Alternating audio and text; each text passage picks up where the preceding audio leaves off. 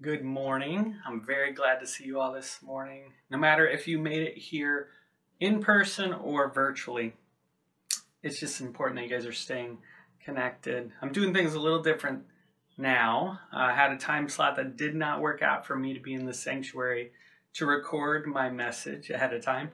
So this is where I'm at in one of our bedrooms at home.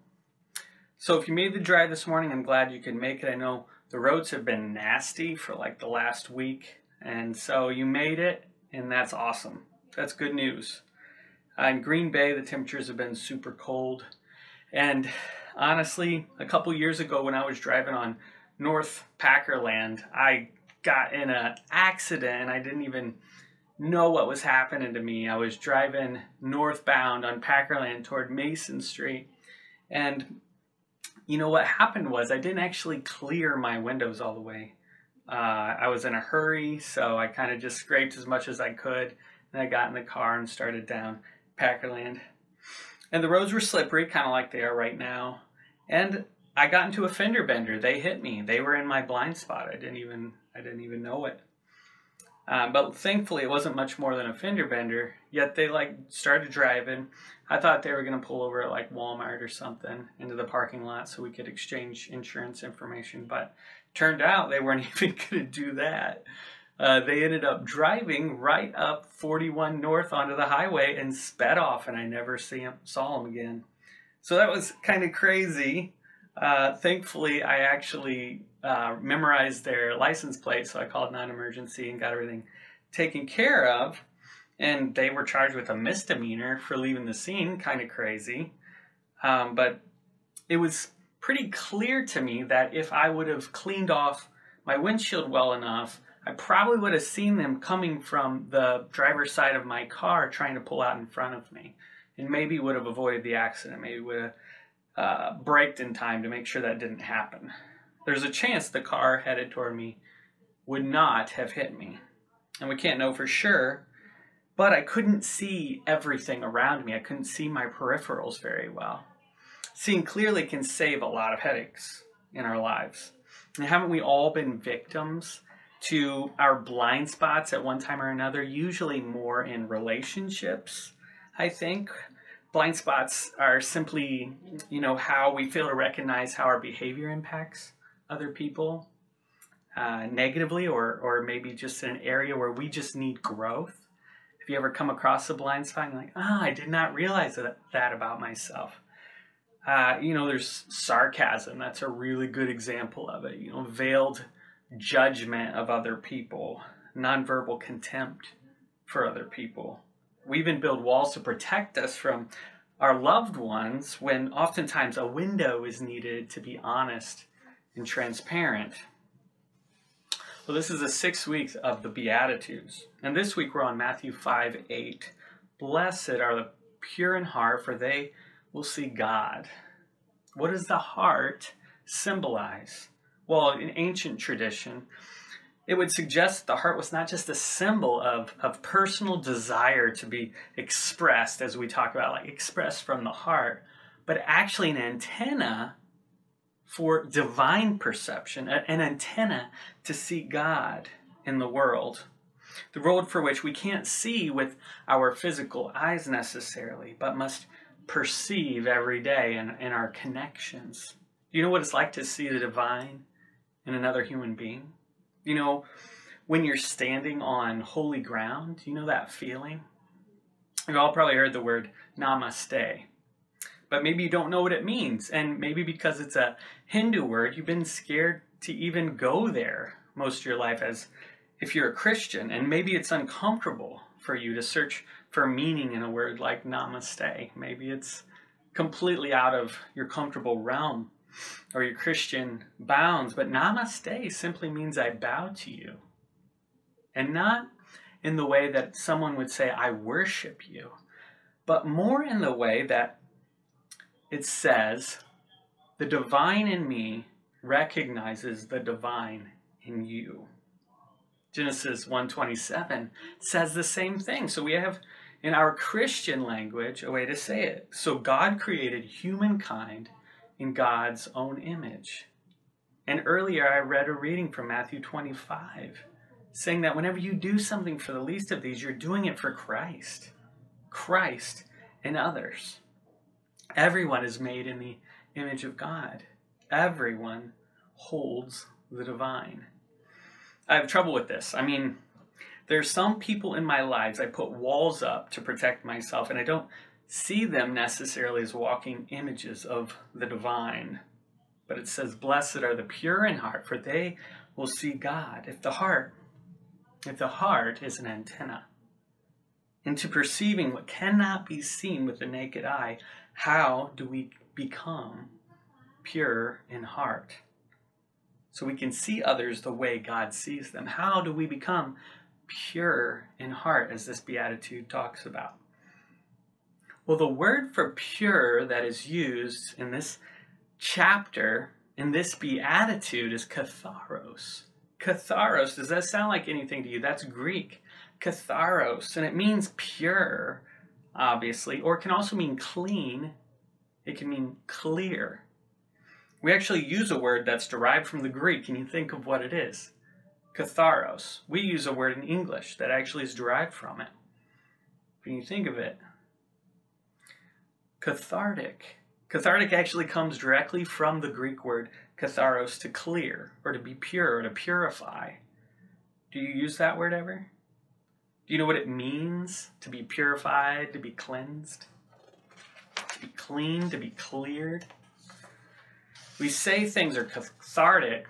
We say things are cathartic because they clear our minds and our hearts. Sometimes I listen to songs and I reflect and I say, wow, that was really cathartic.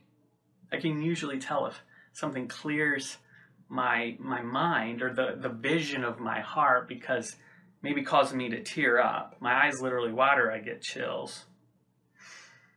And that's a pretty good sign that something is cathartic, that something is cleansing us or purifying us so that we can see more clearly. Because that's what katharos means. Blessed are the pure in heart, for they will see God. Not just God in the sense of a being, in the sense of God the Father, but God in others as well. Katharos. And for me, the thing that clears my heart, but even physically clears my eyes, are tears sometimes. Do you know this? This is from the American Academy of Ophthalmology. And it says that you make 15 to 30 gallons of tears a year. Your tears are produced by glands located above your eyes. Tears spread across the surface of the eye when you blink, and then they drain into small holes in the corners of your eyes. And not all tears are the same. There's actually 3 kinds of tears. There are basal tears. Those are used to protect your eyes from debris and keep them lubricated and nourished. And then there's reflex tears. These form when you have irritants like onions or smoke. And then lastly, there are emotional tears, which we all know what that is. They're produced when we're sad, happy, or feeling other strong emotions. And we all have different ways we recognize a cathartic experience. Some of you might get chills instead. Some of you can actually feel your heart beating throughout your body. You feel it's like almost in your ear audible. Maybe there's just an overall sense of peace or calm. Maybe that's cathartic to you. Maybe that's what clears your mind. Have you ever seen the movie For the Love of the Game? Anybody ever seen that? That movie is pretty big. I remember one famous line from it. Kevin Costner's character whispers to himself.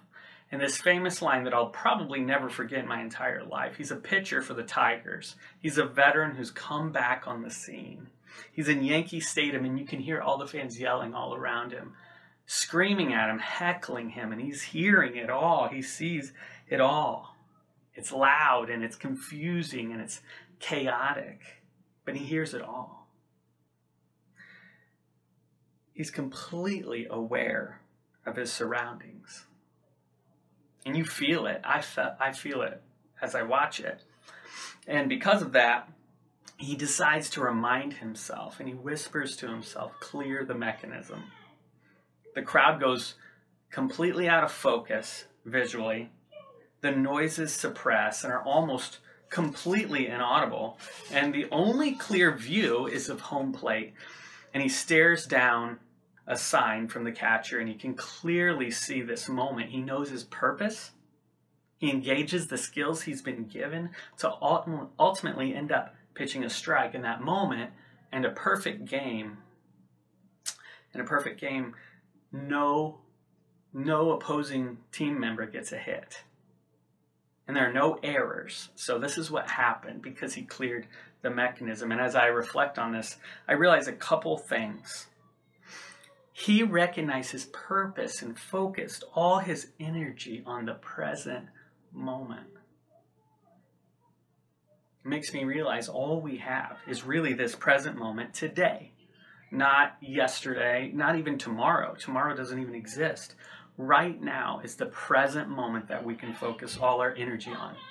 He was completely aware of what was going on around him. That was the second thing I noticed from watching the movie. He couldn't just put the blinders on the whole time because he's human. So he had to be aware of the chaos, the distractions to be able to clear the mechanism, to be able to have a cathartic moment. And when he cleared the mechanism, he could see what really mattered. This is just a movie, but wow. For me, it's a connection to this beatitude. Blessed are the pure in heart, for they will see God. Because when we pay attention to our intentions, when we clear the mechanism, we can see the divine, God in the other, our neighbor. When we pay attention to our intentions, we can see God. We're invited to stay present in this moment, and that's what Jesus is saying. Whatever it takes for you to experience katharos, purification, cleansing, clearing your heart. So listen to music if you need to. Take a drive in creation. Pray. Be silent. Read your favorite book. Read the Bible. Whatever it takes to be pure in heart, to clear the mechanism, and then you will see the divine. And that's what we are invited to experience today in this moment. Tomorrow doesn't exist, and yesterday is already gone.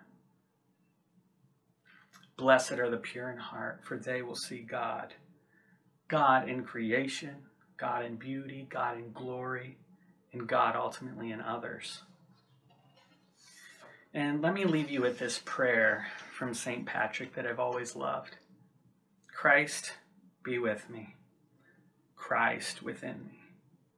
Christ behind me and before me. Christ beside me, Christ to win me, Christ to comfort and restore, Christ beneath me, Christ above me. Christ in hearts of all who know me, Christ in mouth of friend and stranger, Christ in quiet, and Christ in roar.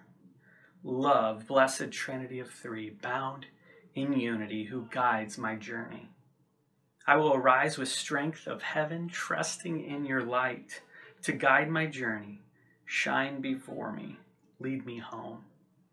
Power to guide me, might to hold me, wisdom, teach me, watching o'er me, ear to hear me, hand to guard me, love to conquer every fear. Amen.